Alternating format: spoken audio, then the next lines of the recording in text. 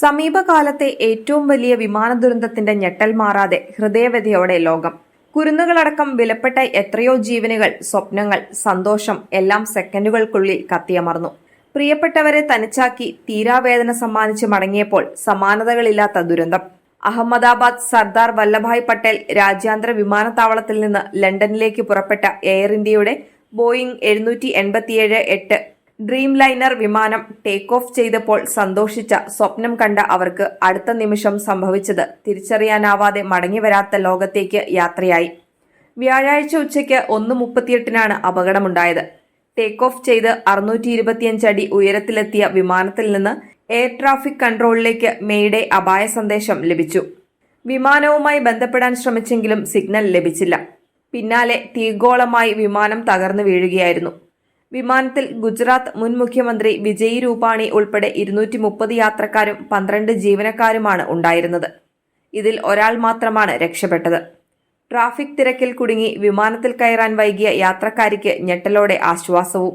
എന്നാൽ ദുരന്തത്തിൽ ജീവൻ നഷ്ടമായവരുടെ സംഖ്യ 300-നോട് അടുക്കുകയാണ്. 294 പേർ മരിച്ചെന്നാണ് ഇതുവരെ സ്ഥിരീകരിച്ചത്. 265 മൃതദേഹങ്ങളാണ് പ്രദേശത്തു നിന്ന് കണ്ടെത്തിയത്. വിമാനത്തിലെ 230 യാത്രക്കാരിൽ 169 പേർ ഇന്ത്യൻ പൗരന്മാരാണ്. ഒരാളൊഴികെ എല്ലാവരും മരിച്ചെന്ന് സ്ഥിരീകരിച്ചു.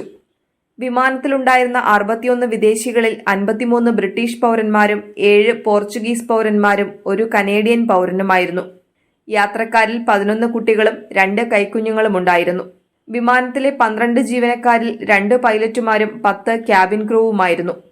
കനത്ത ആഘാതമാണ് വിമാനം ഇടിച്ചിറങ്ങിയ BJ മെഡിക്കൽ കോളേജ് ഹോസ്റ്റലിനുണ്ടായത്. പ്രദേശവാസികളും വിമാനം വീണ് തകർന്ന മെഡിക്കൽ കോളേജ് ഹോസ്റ്റൽ കെട്ടിടത്തിലുണ്ടായിരുന്ന മെഡിക്കൽ വിദ്യാർത്ഥികളുമാണ് മരിച്ചവരിൽ പെടുന്നത്. ജീവൻ നഷ്ടമായവരിൽ MBBS വിദ്യാർത്ഥികളും 1 PG റെസിഡന്റ് ഡോക്ടറും ഉൾപ്പെടുന്നു. അപകടത്തിൽ പരിക്കേറ്റ 12 പേരുടെ നില ഗുരുതരമായി തുടരുകയാണ്.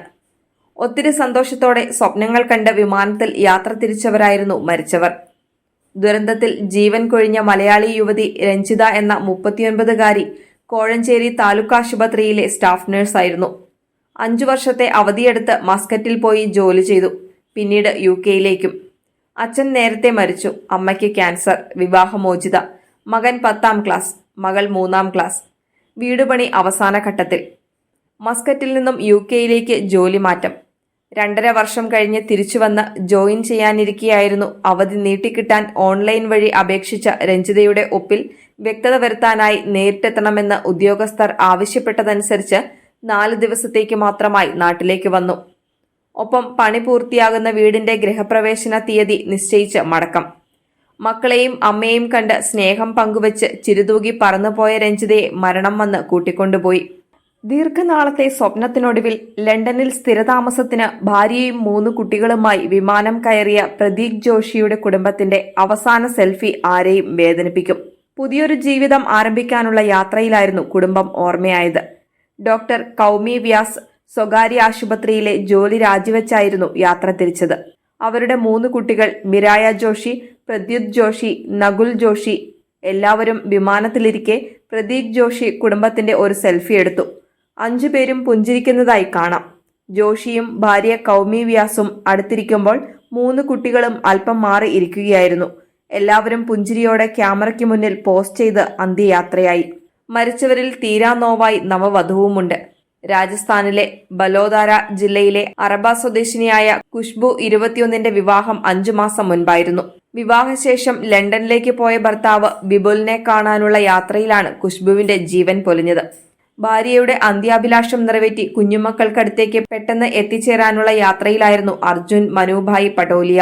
ഒരാഴ്ച മുൻപ് ലണ്ടനിൽ മരിച്ച ഭാരതിയുടെ ചിതാഭസ്മം സ്വന്തം നാട്ടിൽ നർമ്മദ നദിയിൽ നിമജ്ജനം ചെയ്യണമെന്നായിരുന്നു അവരുടെ അവസാന ആഗ്രഹം. ഇത് നിറവേറ്റുന്നതിനായാണ് ഗുജറാത്തിലെ അമ്രേലിയിലേക്ക് എത്തിയത്. മതപരമായ ചടങ്ങുകൾ പൂർത്തിയാക്കി എയർ ഇന്ത്യ വിമാനത്തിൽ ലണ്ടനിലേക്ക് മടങ്ങുകയായിരുന്നു അർജുൻ. എന്നാൽ വിമാന ദുരന്തം പിതാവിനെ മക്കൾക്കടുത്തേക്ക് എത്തിച്ചില്ല. അമ്മയ്ക്ക് പിന്നാലെ 4ഉം 8ഉം വയസ്സുള്ള ആ പെൺകുട്ടികൾക്ക് അച്ഛനെയും നഷ്ടപ്പെട്ടു. നിസ്സഹായനായി അനേകം ജീവനുകളുമായി ദുരന്തത്തിലേക്ക് പറന്നിറങ്ങേണ്ടി വന്ന പൈലറ്റായ ക്യാപ്റ്റൻ സുമീഞ്ച ബർവാളിന്റെയും വേദന നിറഞ്ഞ വേർപാട്.